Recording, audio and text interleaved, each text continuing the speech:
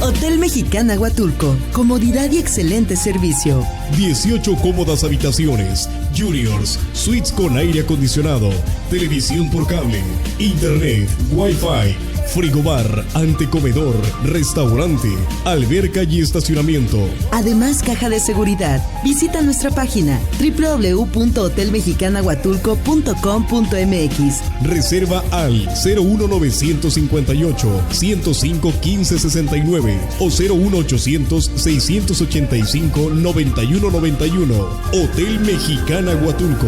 Hotel Mexicana Huatulco. Nuestro compromiso es atenderte como te mereces.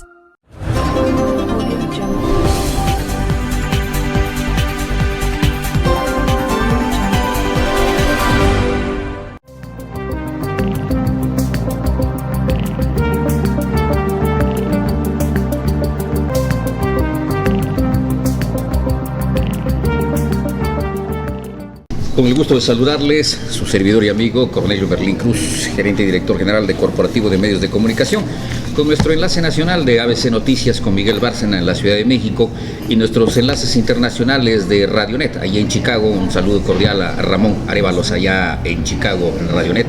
Y por supuesto a Globatium, allí en Málaga, España, a nuestro querido y gran amigo y director Hugo Giara. Y en República Dominicana y en Argentina, CMN con Marcela Raskin, un saludo cordial. Dialogando con es un programa que gracias a ustedes pues ahí está dentro del espacio de Corporativo de Medios de Comunicación, ya con algunos años en este movimiento. Y como sabe usted, Dialogando con siempre tiene la gran fortuna de contar con la presencia de grandes amigos y amigas, no solamente personales, sino de corporativo. Y hoy me tomé el atrevimiento de invitar a Clau, así le digo, porque ella es Claudia Fernanda Martínez Sánchez. Y para mí es Clau, mi Clau. Gracias. No, gracias, Merlín, de verdad. ¿Y sabe usted por qué la invité? Aparte porque quería yo disfrutar de su presencia y de las grandes pláticas y amenas que a veces tenemos. Que por nuestro trabajo a veces es esporádico, pero cuando las tenemos lo aprovechamos. Lo aprovechamos, ¿no, así es?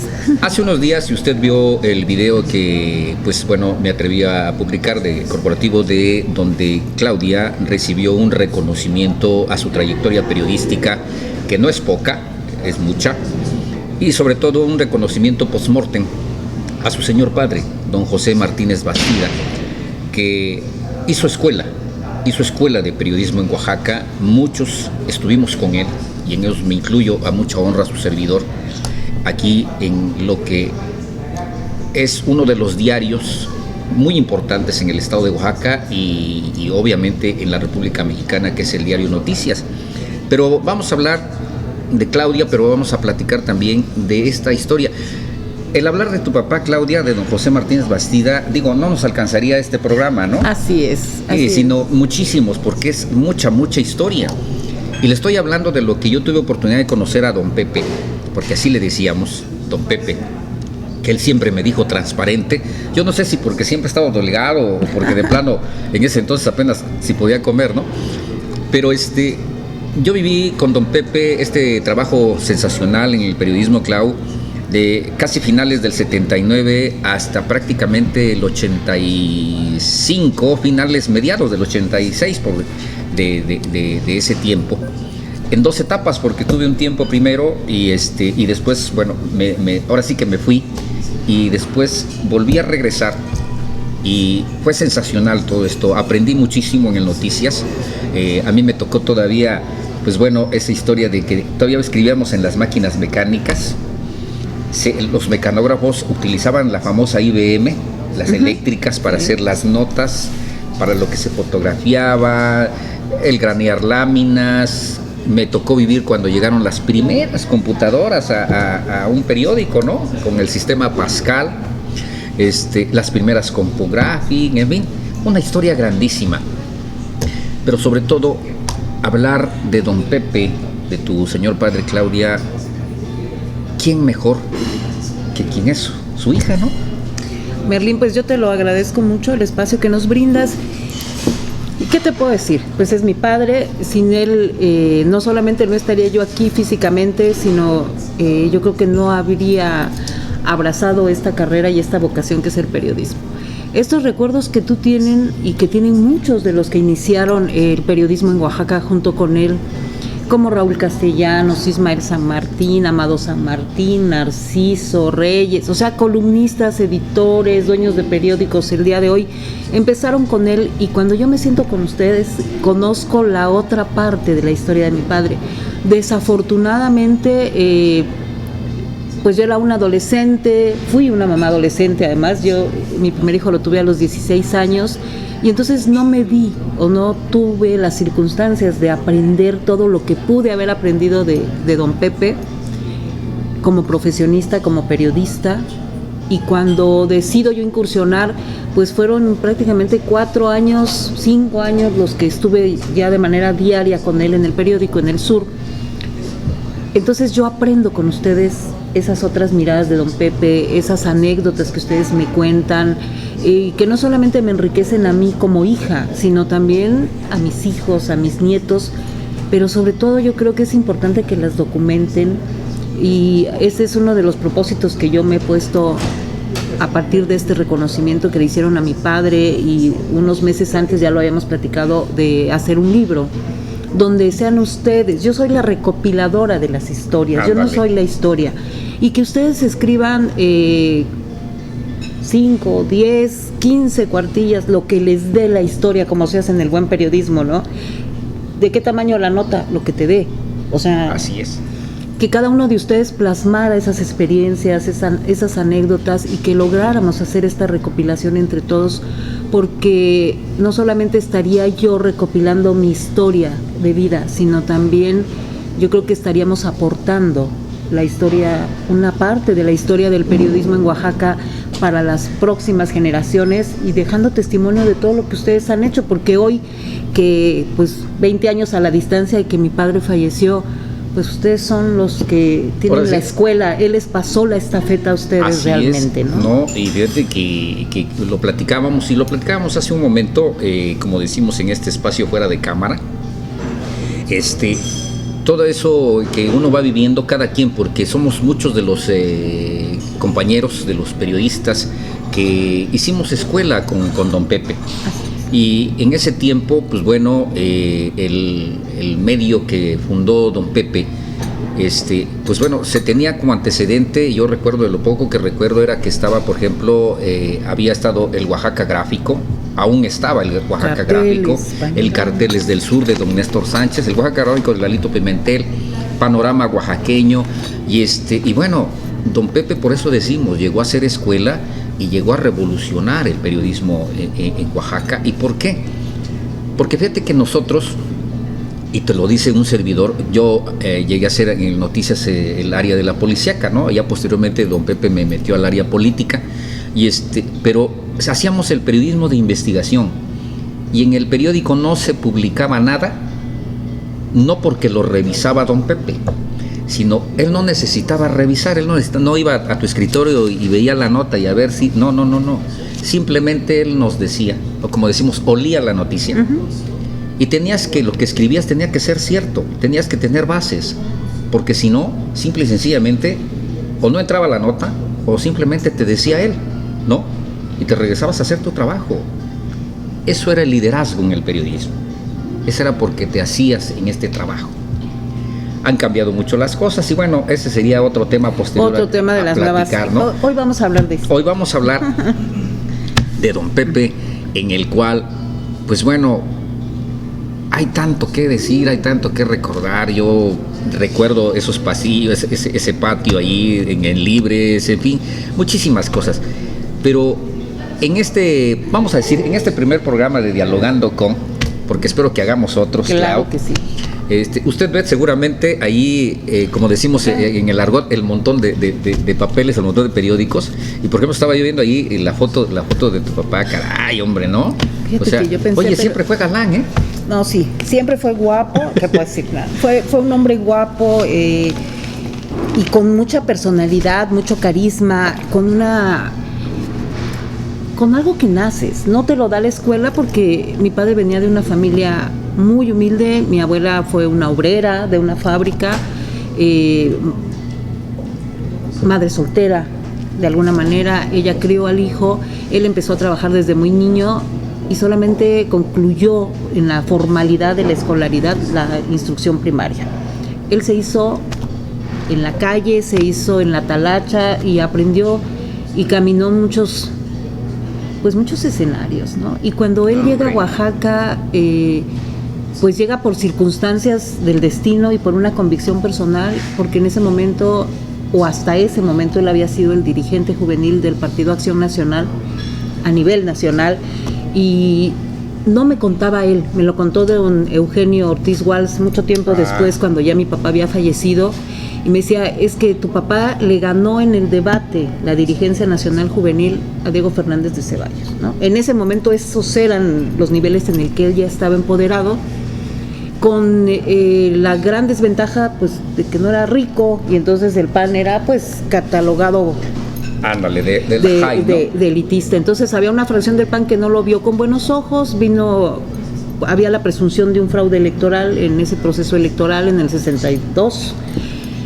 y entonces lo involucran y dicen que participó en un acto subversivo guerrillero en Guajuapan. Yo ya me fui a la hemeroteca, ya revisé la historia. Desafortunadamente, si pudiera yo regresar 20 años, yo le hubiera hecho una muy buena entrevista y que nos contara la verdad de esa historia, porque hay quienes dicen que él no estuvo y lo involucraron porque andaba de novio de la hija del candidato a la presidencia. Hay quienes dicen que sí estuvo. Y hay quienes dicen, Clau, y como dices tú, ojalá estuviera, pero yo sé que nos está escuchando desde donde esté. Mucho se manejó, porque eso también llegó a mis oídos. Digo, también nunca se me ocurrió preguntárselo, ¿no? Porque, digo, don Pepe era don Pepe, y esa personalidad y esa presencia que tenía, tú te lo quedabas viendo, te imponía, y simplemente mejor te dedicabas a lo tuyo, ¿no? Pero, por ejemplo, yo supe, como muchos otros también me comentaron, de que él era el único que había quemado la bandera nacional, y que por eso también fue que lo detuvieron. En fin, yo creo que se manejaron varias historias, ¿no? Mira, sí se manejaron varias historias. Ahora, en este marco de la conmemoración de 20 años de su fallecimiento, platicamos Diego, mi hermano, hizo varias entrevistas, por ejemplo, con Benjamín Fernández Pichardo, del periódico El Imparcial, que fue su amigo, su cómplice de juerga de esos momentos y de proyectos que hicieron juntos. Y él decía que había una foto publicada en El Imparcial donde se ve a mi padre con las esposas cuando lo están aprendiendo. Yo me fui, me aboqué, revisé, no encontré la foto. El único referente que hacen es de que hubo, el suceso en sí, y que ya habían detenido como a 23 personas, jóvenes todos ellos prácticamente, algunos originarios de Guajuapan, otros venían de diferentes partes del país. Y nada más dice que al que no habían aprendido, y la foto del que no aparecía era José Martínez Bastida, ¿no? O sea, no hay una foto que diga, sí lo detuvieron ahí estaba. Y bueno, ahora que vemos cómo se incriminan cosas en este país, entonces ya también se hacía, ¿no? Quedó en la deriva, para mí queda en esa leyenda que pues para mí es mi padre finalmente, y que cada quien tome la parte de esa historia que quiera, pero acá para mí lo importante es que llega a Oaxaca como preso político, todavía en donde es ahora el Hotel Camino Real, era la cárcel, y llega y inicia una huelga de hambre, crea un grupo de teatro. O sea, sí estuvo preso, pero en ese cautiverio físico que tuvo, él nunca dejó de crear y de ser libre en la imaginación y de estar luchando por derechos, porque finalmente él tenía esa convicción. Y ahí mi madre era parte del grupo de teatro de doña Arcelia Yañiz. Él montó una obra que se llamó Los Sumergidos, que fue muy impactante, y que iban las clases sociales de esta ciudad capital a ver la obra, a la cárcel, de lo bueno que era la obra. Ajá. Él estaba también ahí como parte de los actores, y entonces doña Arcelia decide que su grupo de teatro también va a ir, y van a representar una obra que se llama La Cárcel. Uh-huh. En esa obra va mi mamá como parte del elenco. Está también Anaya, que ahora uno de nuestros trovadores maravillosos oaxaqueños, y bueno, todo un grupo de staff. Ahí se conocen, se enamoran, yo me imagino, y ella se vuelve su defensora de oficio. Ahí se casan, Fíjate. Y bueno, pues sin esa parte de la historia, pues yo no estaría aquí contando absolutamente nada. Entonces, qué importante sería poder documentar todo y llegar a la esencia de cuál fue el origen. Pero finalmente yo me quedo con esta parte de la historia, con todo lo que ustedes me comparten y que va enriqueciendo para mí mi memoria y la de mis descendientes y de toda la familia de don Pepe. Pero también reafirmo a través de este proceso la importancia de tener ética y veracidad en el periodismo, porque nos volvemos, como los viejos juglares, consignamos la historia, más allá del tiempo, más allá de los contextos. Y si no hacemos un trabajo periodístico de fondo y profesional, dejamos la historia inconclusa. Dejamos a medias las cosas, no concretamos o bien incriminamos o involucramos a gente que a lo mejor no apareció en el escenario. Ándale. Y 100 años después sus descendientes estarán viviendo una historia que a lo mejor no es real. Exacto. Pero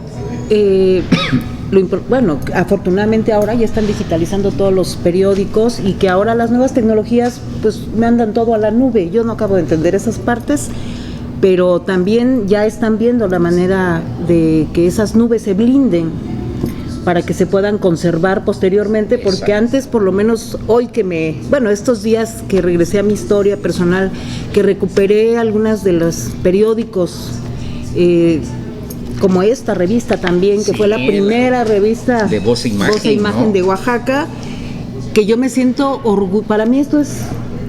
No, es más importante que una casa, ¿no? No, que si me hubieran olvídate. dejado otra herencia. Y además esta escultura la tenemos en la casa, ¿no? Hombre. Y es el ícono del programa que yo llevo y de la sección que tengo de columnas, que se llama Voces Ciudadanas. Voces Ciudadanas. Este es mi referente, ¿no? Esto, un hombre escribiendo en su máquina tradicional con una espada aquí, Ajá. pero solitario, porque finalmente yo creo que lo que he aprendido del periodismo es ese. Puedes estar rodeado de mucha gente, puedes convivir con muchísima gente, conocemos a muchísima gente, pero cuando nos sentamos a escribir, somos nosotros y nuestra soledad. Exacto. Construyendo historias. Sí. Entonces, Y vivimos, y me tomo el atrevimiento de involucrarme, porque digo, vivimos desafortunadamente muchas amistades fingidas, ¿no? mira, mi padre siempre me dijo que los políticos no eran amigos de los periodistas. Que en la política, aparte que en la política no hay amigos, solamente conocidos, pero que los políticos, sí tienen razón, los políticos nunca serán amigos de los periodistas. Y si hay casos de excepción, pues yo no los conozco. De verdad, no los conozco. Y entonces él hizo muy buena relación, por ejemplo, con don Bartolomé Carrasco, que sí fue su amigo hasta el último momento. Él estuvo con él cuando mi padre falleció, horas antes de que mi padre falleciera.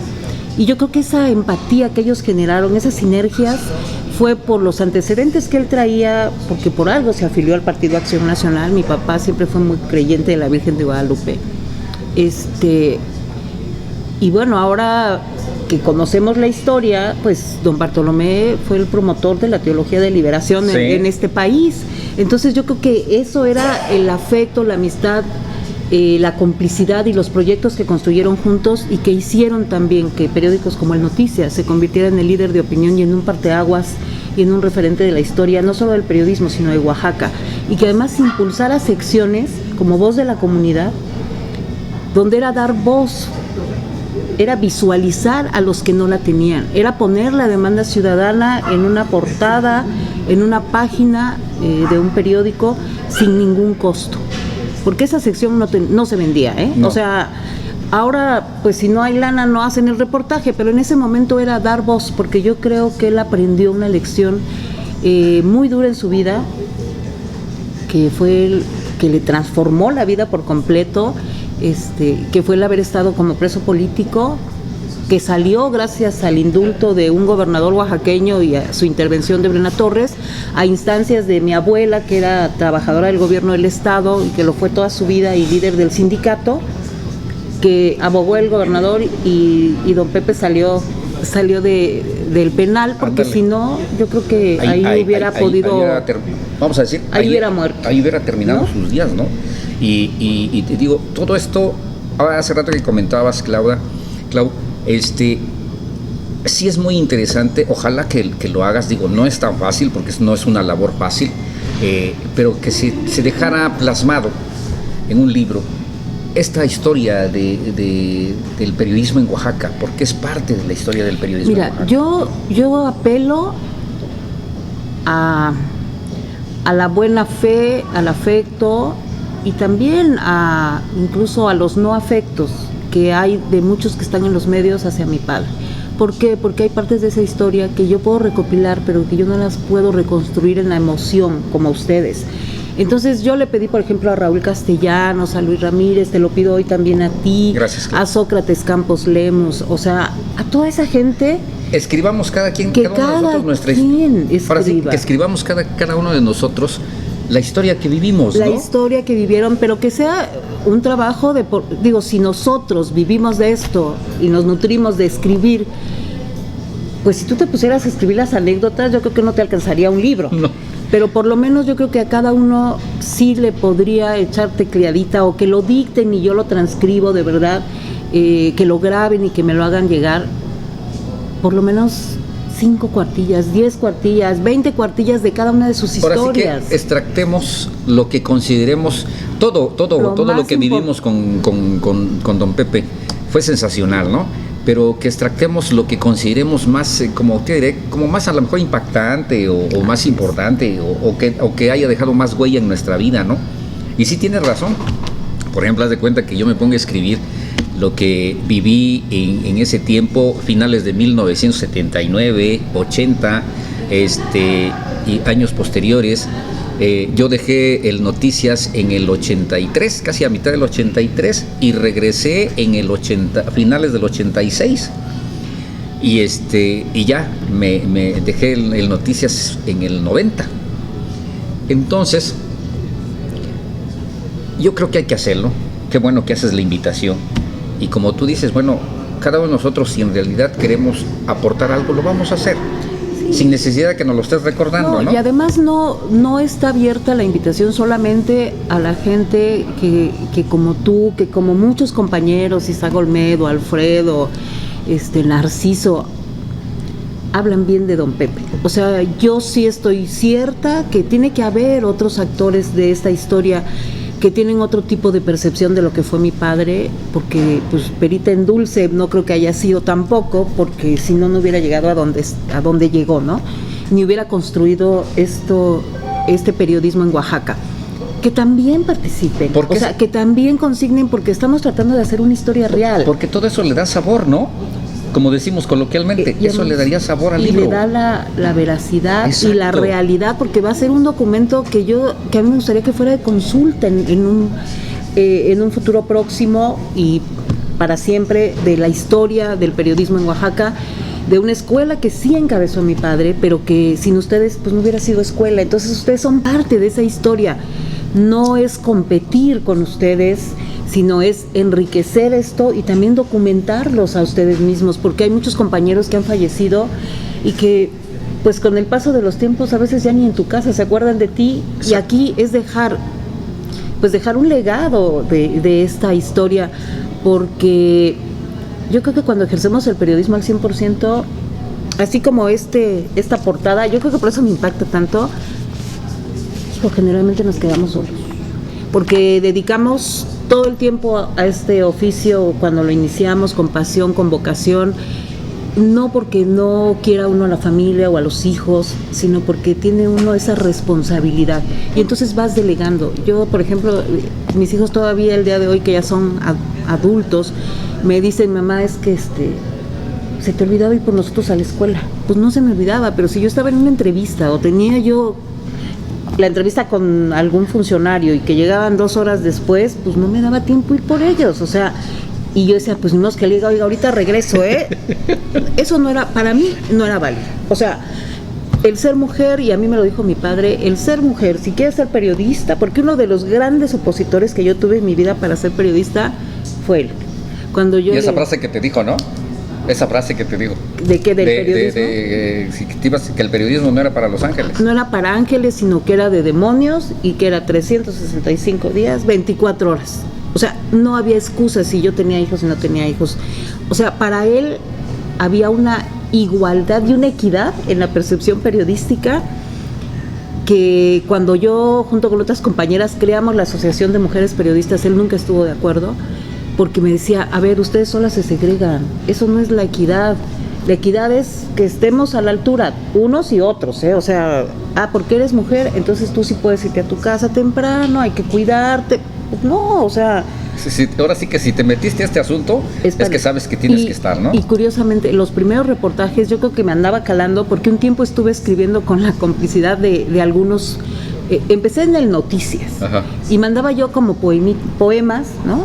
O reflexiones filosóficas en ese tiempo, y tenía yo mis cómplices adentro y escribía yo con seudónimo.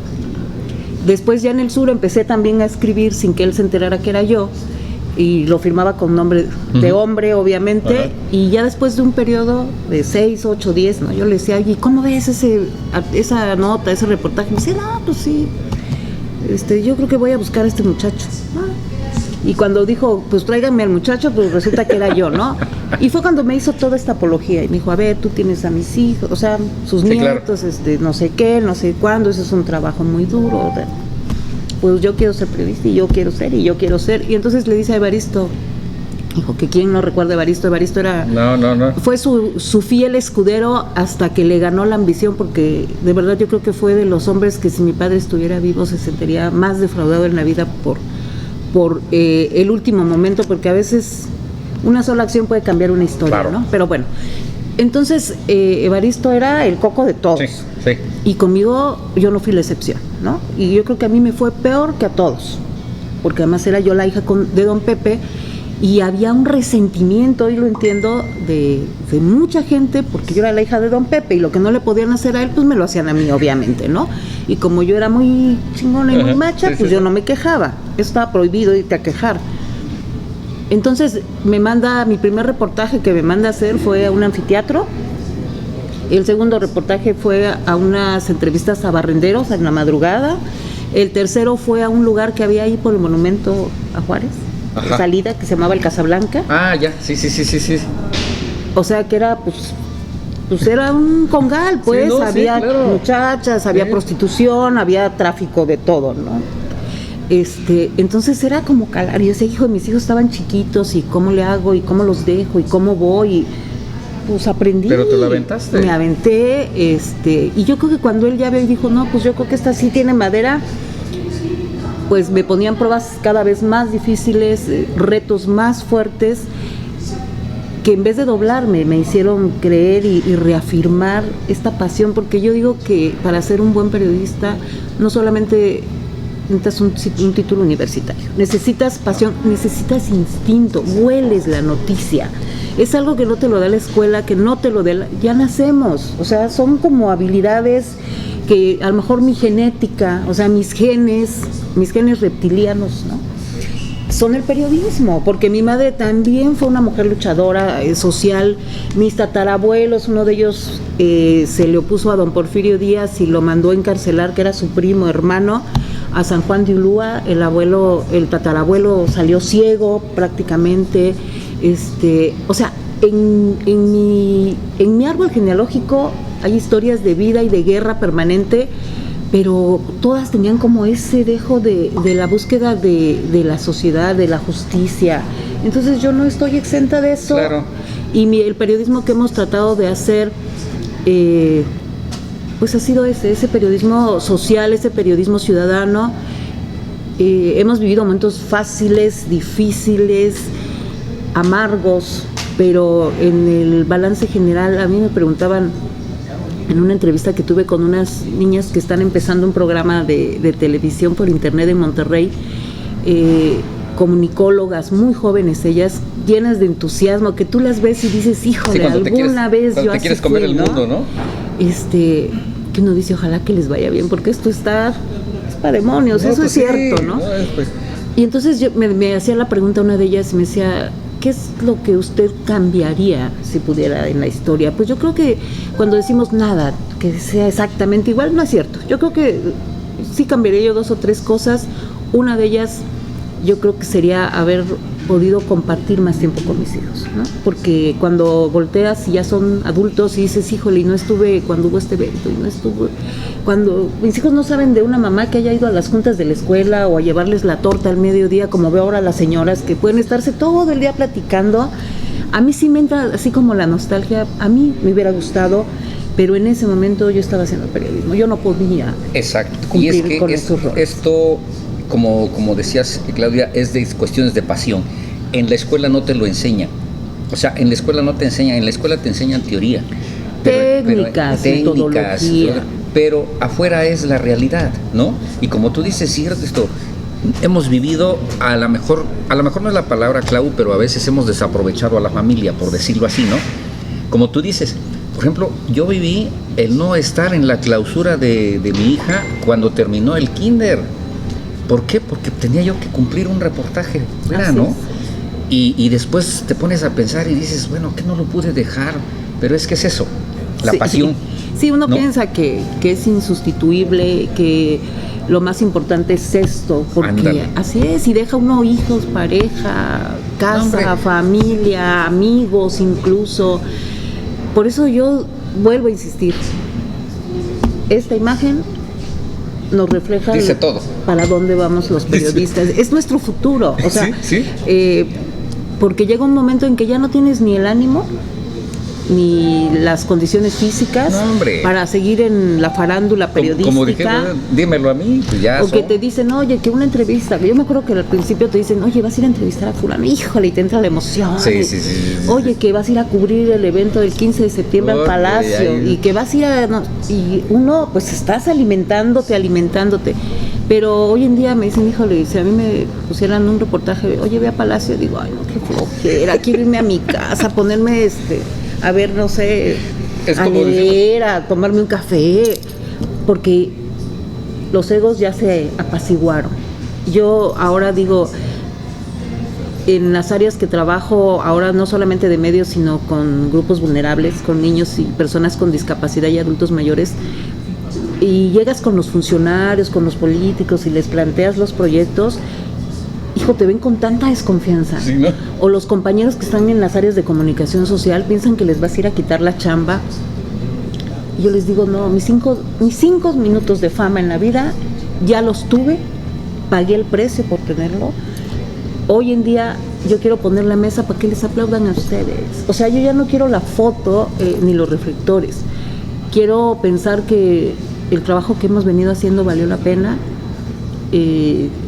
y que todavía hay esperanza en el periodismo, ¿no? Porque de repente ves a los chicos y muchos de ellos salen pensando que van a extorsionar, que van a hacer un premio Pulitzer. Sí. No leen, no dan contextos de la información. Yo siempre les he dicho, jóvenes, contexto. El lector no está obligado a conocer la historia de la nota que están escribiendo. Lugar, fecha, nombres, no den por hecho que el que lee sabe, ¿no? Porque así no es, y es parte de lo que en esta revisión que estamos haciendo de medios, uno va viendo también sus errores en lo que escribía en ese tiempo, ¿no? Y yo digo, qué mal era yo para escribir, ¿cómo fue que me dieron un premio nacional de periodismo? Si era... Porque cada vez te vuelves también más riguroso en tu trabajo profesional, pero también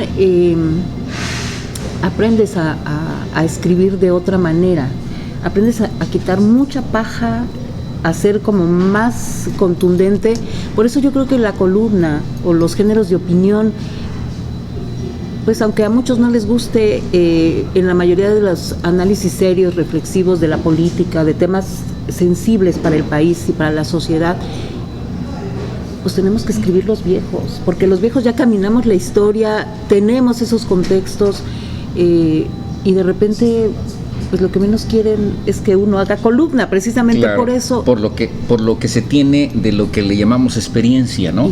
Y aparte de eso, aparte también de la historia, Clau, yo creo que tenemos también el haber tenido la oportunidad, yo le llamo así, oportunidad que en esta vida las oportunidades se aprovechan y son muy pocas. El haber tenido la oportunidad tú de traer una sangre de un grande del periodismo, y bueno, tu servidor de haber sido, pues sí, alumno de don Pepe Martínez Bastida, ¿no? Porque yo llegué de haber estado un tiempo en el Universal, y muchos han de pensar, no, pues sí, ¿y para qué te vienes a Oaxaca, no?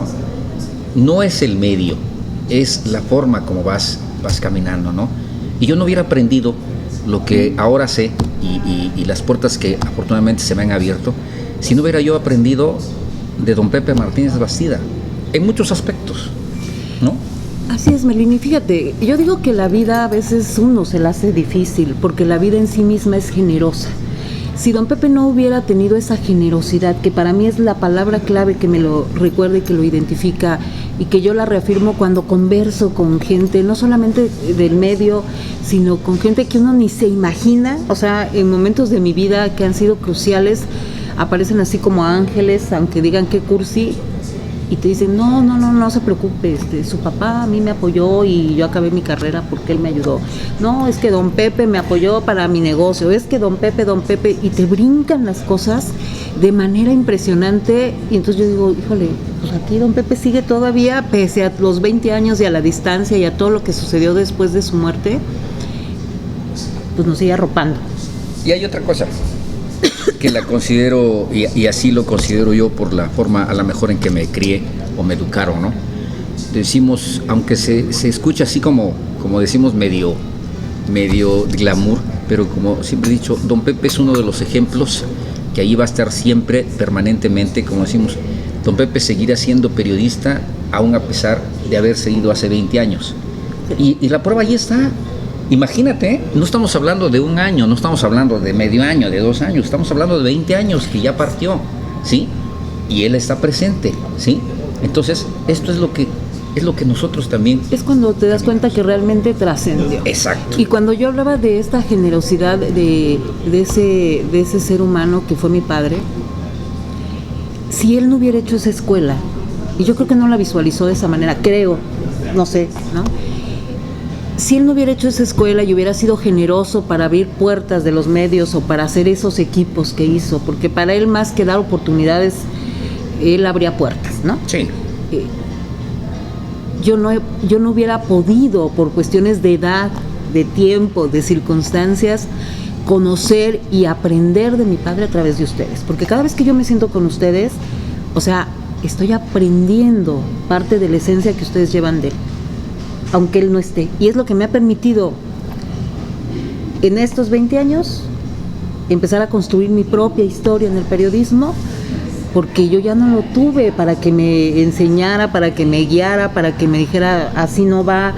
Las pocas, fueron 4 años de periodismo con él de manera intensa, de mucha confrontación, de distanciamientos muy fuertes que tuve, porque yo venía casada con una idea, con una pasión, y yo tenía otra percepción de lo que era hacer periodismo, y las circunstancias en ese momento eran diferentes. A mí me tocó, bajo toda su oposición, ir a cubrir lo del EZLN, junto con el compañero Jesús García, que en paz descanse, y Pablo Gómez, y Felipe, ¿no? Éramos el equipo que nos fuimos, pero porque cuando él llegó a la redacción y dijo hay que ir a cubrir el conflicto, él siempre tuvo la visión de que el sur, el Noticias, se volvieran un referente del sur del país, ¿no? Y dice, ¿a quién va? Y nadie alzaba la mano, y yo decía, yo. Y no te acercaste. Yo, ¿no? Hasta que dije, oiga, a ver, pues si yo trabajo 365 días, me dijo que aquí no importaba que fuera yo su hija, y que yo, por ser mujer, eso no era una cuestión que me diera privilegios, pues yo voy. Pues ahí voy, ¿no? Ya no le quedó de otra. Nos fuimos, obvio, llegamos al segundo día del conflicto, nadie nos peló, pues éramos periodistas de provincia. O sea, con las vacas sagradas y con las grandes corresponsales extranjeros, pasamos desapercibidos. Afortunadamente, por ahí salimos, hicimos varias cosas porque éramos inquietos, o sea, logramos contactar a Consuelo, que era la esposa del dueño del periódico Tiempo de Chiapas. No nos hicimos amigas, pero yo creo que ella me veía y decía, esta está así como medio loca. Y entonces yo le dejé una carta. Cuando pasa una semana, 10 días, encontramos el Evangelio de San Marcos porque nos metimos a la selva. Empezamos a establecer amistad con Guillermo Correa de Proceso y con otros compañeros. Entonces cuando descubrimos el documento nos lo llevamos de manera clandestina, porque entramos de manera clandestina, y entonces yo lo mando, o sea, hacemos la nota y la mandamos, así como, y entonces hablo para reclamar. Yo sí reclamaba. ¿Por qué no salió? Pues porque no va a salir, punto. No, yo hice el drama. ¿Y por qué si no? Entonces ahora entiendo por qué, ¿no? Sí, claro. Hoy lo entiendo.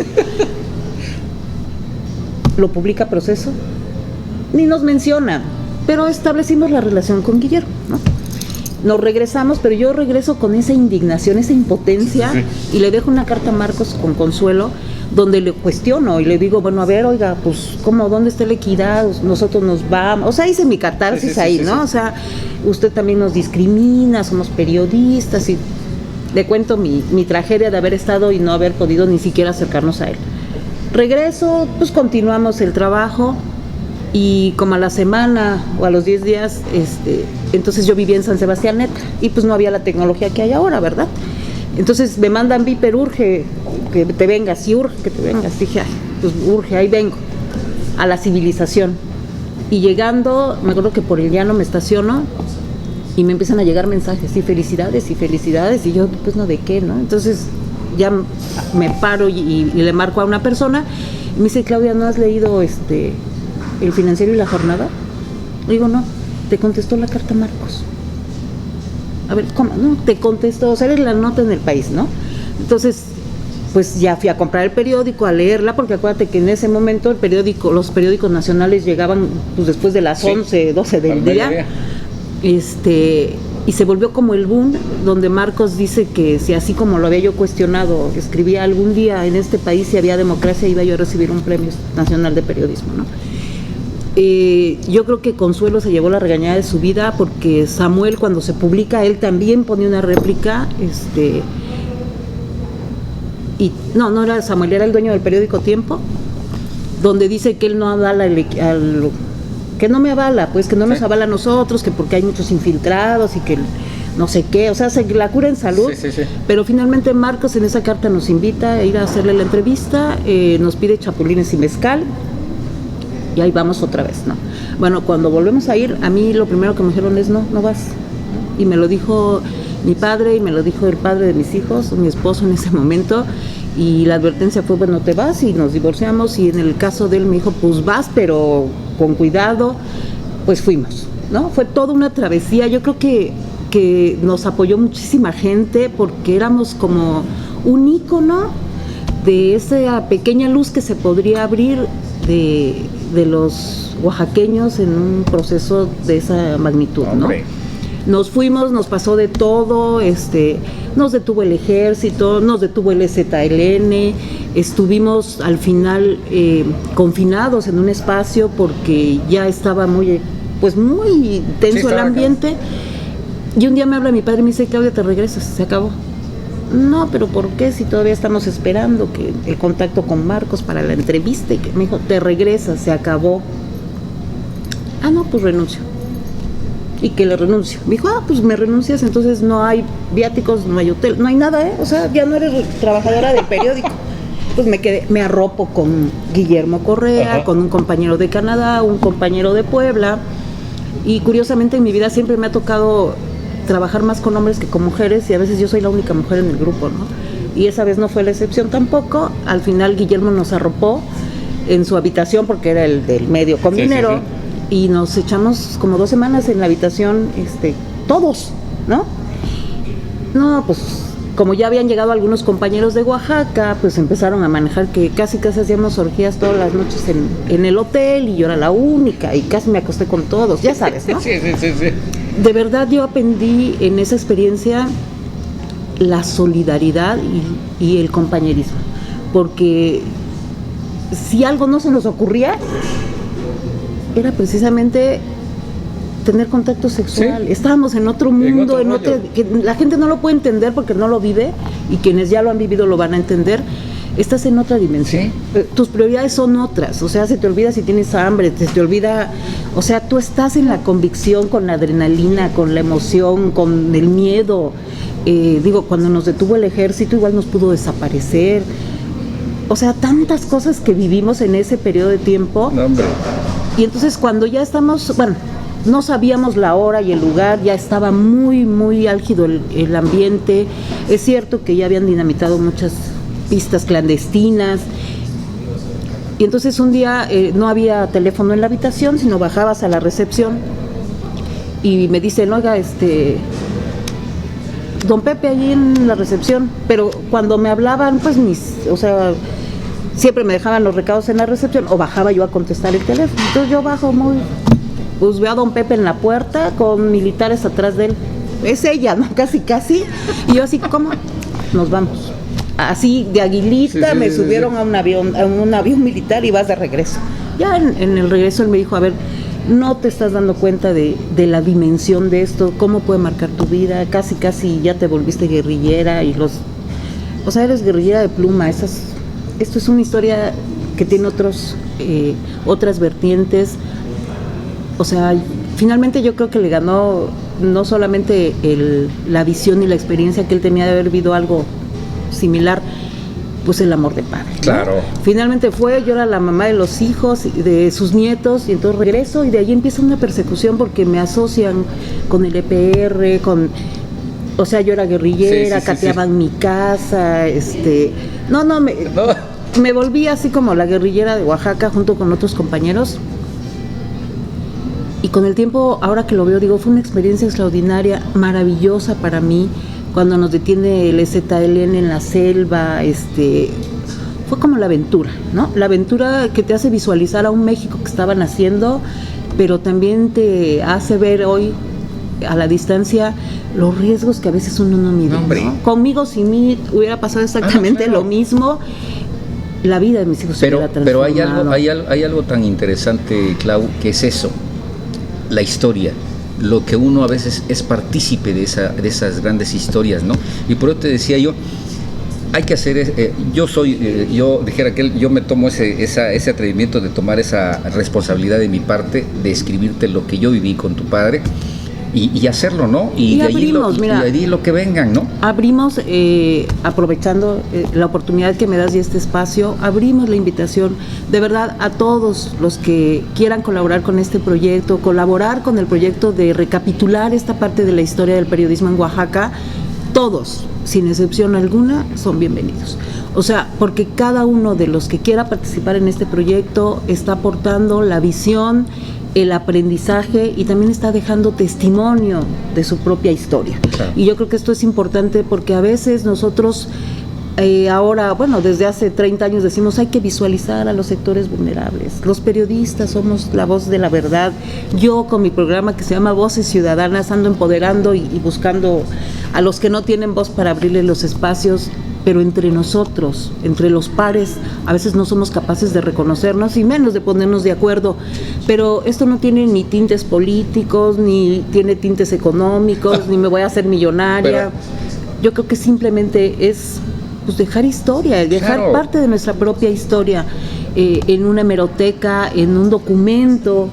Nosotros vivimos, creemos, nos nutrimos de la pasión por la tinta. O sea, para mí sí la computadora es maravillosa, pero ese olor a tinta de una redacción, ese tecleteo de la máquina, ese de la pluma, eso no nos los van a cambiar.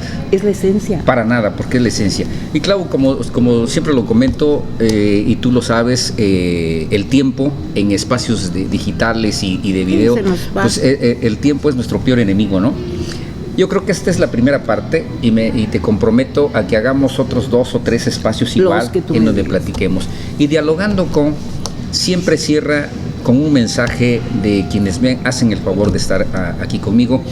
Y quiero que en esta ocasión, Clau, cierres con un mensaje para quien tú desees, para la ciudadanía que te va a estar viendo, para las autoridades que te van a estar viendo y para todo el mundo que te va a estar viendo, ¿no? El mensaje que tú desees hacerles llegar, es tuyo el micrófono, es tuya la cámara. Bueno, yo lo que quisiera dejar como mensaje es de que los periodistas no somos un mal necesario, como ahora nos catalogan. Hay quienes estamos comprometidos, que tenemos también la responsabilidad, porque la hemos asumido, porque le hemos tomado la decisión de hacerlo, de ser garantes de ese derecho a la información de una sociedad y de aportar a la construcción y a la reconstrucción de este país. Yo creo que así como hablamos y como escribimos y como convocamos a que haya congruencia entre los actores políticos de este México que se empieza a reconstruir a partir del 1 de diciembre con la llegada de López Obrador y con una transformación completa que dicen de este país, yo creo que también nosotros, los medios de comunicación, tenemos el compromiso, la obligación, el derecho y también el deber de poder contribuir desde nuestra trinchera. Y nuestra trinchera siempre va a ser eso, un periodismo profesional, ético, que genere también la expectativa y la esperanza en todos aquellos jóvenes que hoy están cursando una carrera de comunicaciones, que hoy están tomando un curso de fotografía y quieren ser parte de los medios, que están en las escuelas de periodismo y que piensan que el periodismo es una aventura. Yo les puedo asegurar que sí, es una gran aventura de vida, pero las aventuras de vida también tienen precios y tienen responsabilidades. Pues ahí tienen ustedes el mensaje de Claudia Fernanda Martínez Sánchez, destacada periodista, no solamente de Oaxaca, sino de la República Mexicana, y seguiremos platicando con ella en otros espacios más, porque el hablar de don José Martínez Bastida, don Pepe, una escuela de periodismo real, ético, profesional, en esta entidad oaxaqueña y fuera de esta entidad oaxaqueña. Claudia, gracias. Gracias, Merlín, y pues bueno, esperemos vernos muy pronto con otro café. Yo creo que muy pronto será otra reunión, otro cafecito, y estaremos en este espacio de Dialogando con.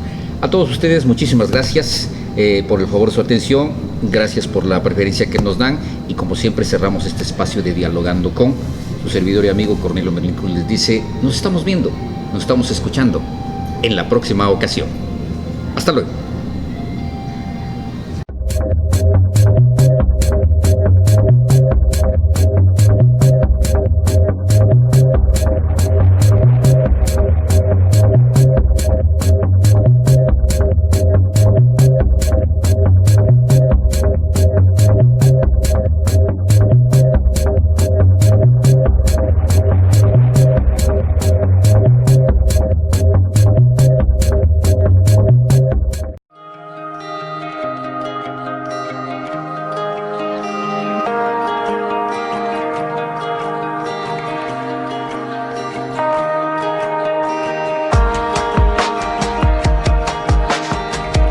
Uno de los mejores hoteles en Oaxaca, el Hotel Casántica, un refugio encantador, con instalaciones remozadas de un convento del siglo XVI, le permite gozar de una experiencia inolvidable en su visita a la ciudad de Oaxaca.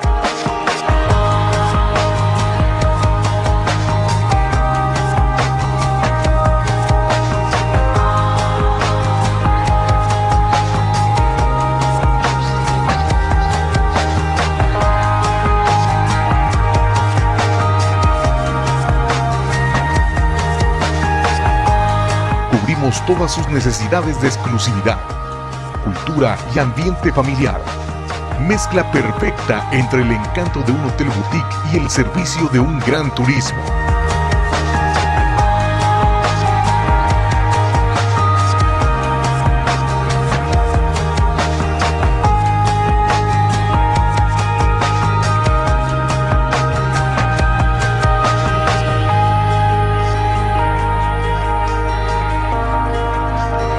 Restaurante El Pomo, la capilla del exconvento enmarca el restaurante. Disfruta del exquisito sazón de la comida oaxaqueña, reconocida internacionalmente como patrimonio intangible de la humanidad.